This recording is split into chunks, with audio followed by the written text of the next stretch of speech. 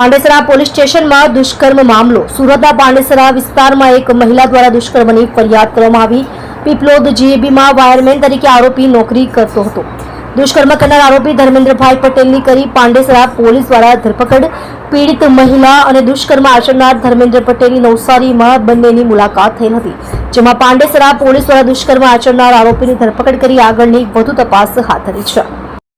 તમે જોઈ રહ્યા છો આઈસોન ન્યૂઝ ચેનલ રમાકાંત રોય સાથે।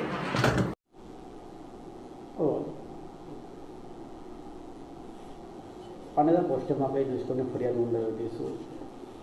જી, ગઈ તારીખ 24/9ના રોજ ભોગ બનનાર બેન પાંડેસરા પોલીસ સ્ટેશન ખાતે આવેલા અને પોતે ભોગ બનેલ છે તેવી રજૂઆત કરતા પાંડેસરા પોલીસ સ્ટેશને ગુનો દાખલ કરેલ છે અને આરોપી ધર્મેન્દ્રભાઈ બિપિનભાઈ પટેલના જે મૂળે નવસારી જિલ્લાના છે પરંતુ પાંડેસરામાં આવિર્ભાવ સોસાયટી 302માં રહેતા હતા, જે આરોપી હોય તેમની ધરપકડ કરવામાં આવેલ છે અને વધુ વિગતવાર પૂછપરછ કરી સંયોજિત પુરાવા મેળવી બેનની ફરિયાદને અનુરૂપ ઇન્વેસ્ટિગેશન ચાલુ છે। કેવી રીતના કોન્ટેક્ટમાં આવ્યા અને કેવી રીતના શું બનાવવાનો? ભોગ બનનાર અને ફરિયાદી બંને મૂળે નવસારી જિલ્લાના હતા। નવસારીમાં તેમનો પરિચય થયેલ, ત્યારબાદ બેન પાલિકામાં રહેવા આવેલા અને ફરિયાદી આરોપી પીપલોદમાં જીબી ખાતે વાયરમેન તરીકે નોકરી કરેલ।